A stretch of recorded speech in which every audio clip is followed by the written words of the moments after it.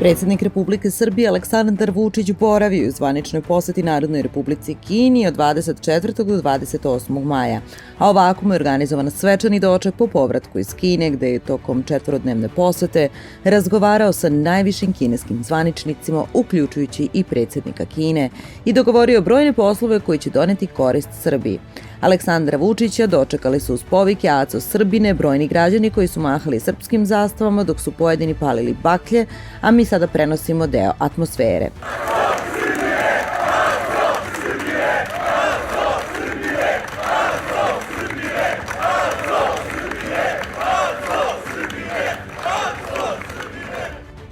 I opet možemo reći da se na kraju dana meri samo postignuto i urađeno, jer dok je ovde bio nebulozni protest blokadera i uništavanje naše prestonice, predsednik je za to vreme pravio važne dogovore i planove za svoj narod i Srbiju i sa razlogom je ovako i dočekan.